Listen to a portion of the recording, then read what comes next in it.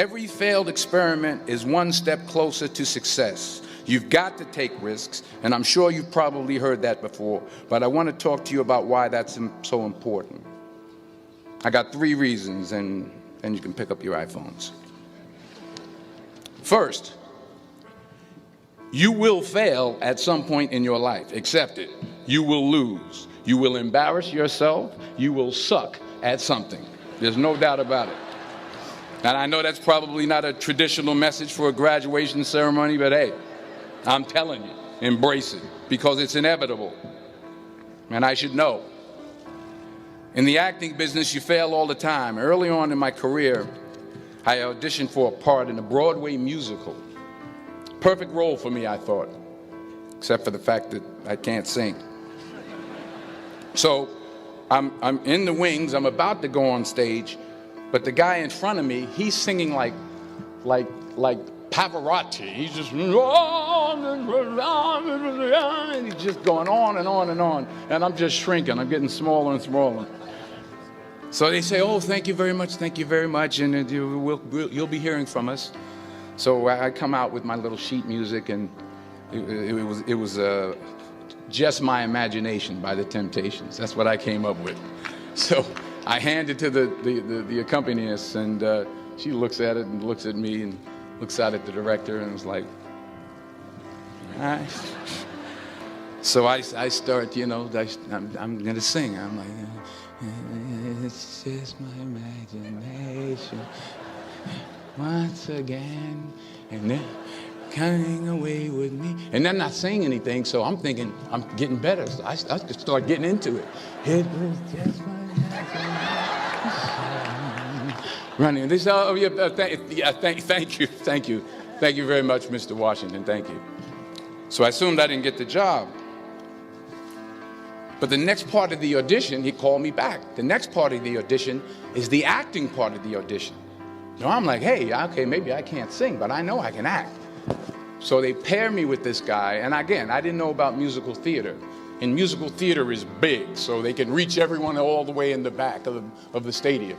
And I'm more from a realistic, naturalistic kind of acting where you actually talk to the person next to you. So I don't know what my line was. My line was, well, hand me the cup. And his line was, well, I will hand you the cup, my dear. The cup will be there to be handed to you. And I said, oh, okay. Well, should I give you the cup back? Oh, yes, you should give it back to me, because you know that is my cup and it should be given back to me. I didn't get the job. But here's the thing. I didn't quit. I didn't fall back. I walked out of there to prepare for the next audition, and the next audition, and the next audition. I prayed. I prayed, and I prayed. But I continued to fail, and fail, and fail. But it didn't matter, because you know what? There's an old saying, you hang around the barbershop long enough, sooner or later you're going to get a haircut.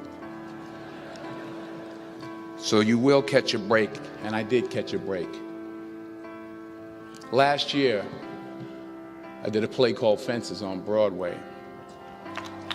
Someone talked about it. Won the Tony Award. And I didn't have to sing, by the way. But here's the kicker. It was at the Court Theater. It was at the same theater that I failed that first audition 30 years prior. The point is, and I'll pick up the pace, the point is, every graduate here today has the training and the talent to succeed. But do you have the guts to fail? Here's my second point about failure. If you don't fail, you're not even trying. I'll say it again. If you don't fail, you're not even trying. My wife told me this great expression. To get something you never had, you have to do something you never did. Les Brown's a motivational speaker. He made an analogy about this. He It says, imagine you're on your deathbed, and standing around your deathbed are the ghosts representing your unfulfilled potential. The ghost of the ideas you never acted on. The ghost of the talents you didn't use. And they're standing around your bed, angry, disappointed, and upset. They say, we came to you because you could have brought us to life, they say. And now we have to go to the grave together. So I ask you today, how many ghosts are going to be around your bed when your time comes? You've invested a lot in your education, and people have invested in you. And let me tell you, the world needs your talents, man, does it ever. I just got back from Africa like 2 days ago, so if I'm rambling on, it's because I'm jet lagged. I just got back from South Africa. It's a beautiful country, but there are places there with terrible poverty that need help. And Africa is just the tip of the iceberg. The Middle East needs your help. Japan needs your help. Alabama needs your help. Tennessee needs your help. Louisiana needs your help. Philadelphia needs your help. The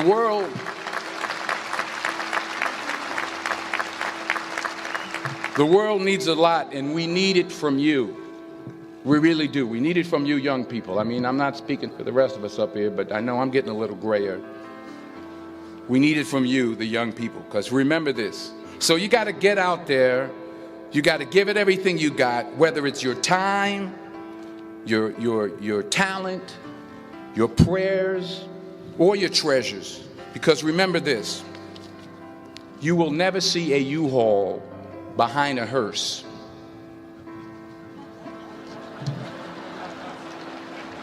I'll say it again. You will never see a U-Haul behind a hearse. You can't take it with you. The Egyptians tried it, and all they got was robbed. So the question is, what are you going to do with what you have? I'm not talking about how much you have. Some of you are business majors. Some of you are theologians, nurses, sociologists. Some of you have money. Some of you have patience. Some of you have kindness. Some of you have love. Some of you have the gift of long suffering. Whatever it is, whatever your gift is, what are you going to do with what you have? All right, now here's my last point about failure. Sometimes it's the best way to figure out where you're going. Your life will never be a straight path. I began at Fordham University as a pre-med student. I took a course called cardiac morphogenesis. I still can't say it. Cardiac morphogenesis. I couldn't read it. I couldn't say it. I sure couldn't pass it. So then I decided to go into pre-law, then journalism. And with no academic focus, my grades took off in their own direction.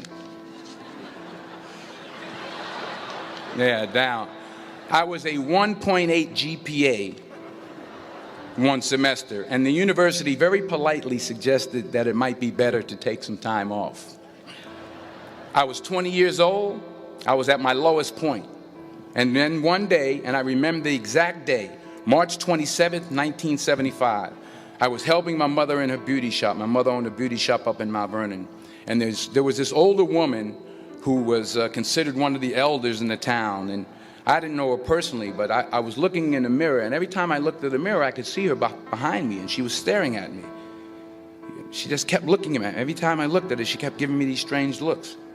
So she finally took the dryer off her head and she said something I'll never forget. First of all, she said, "Somebody give me a piece of paper. Give me a piece of paper." She said, "Young boy, I have a prophecy, a spiritual prophecy." She said, "You are going to travel the world and speak to millions of people." Now, mind you, I'm 20 years old. I'm flunked out of school. In fact, like a wise ass, I'm thinking to myself, maybe she's got something in that crystal ball about me getting back into school next fall.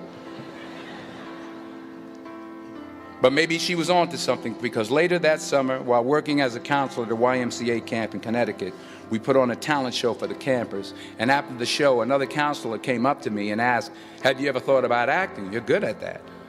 So when I got back to Fordham that fall, I got in and I changed my major once again for the last time. And in the years that followed, just as that woman prophesied, I have traveled the world and I have spoken to millions of people through my movies. Millions who up till this day couldn't see me, who up till this day I couldn't see while I was talking to them, and they couldn't see me. They could only see the movie. They couldn't see the real me. But I see you today, and I'm encouraged by what I see. And I'm strengthened by what I see. And I love what I see.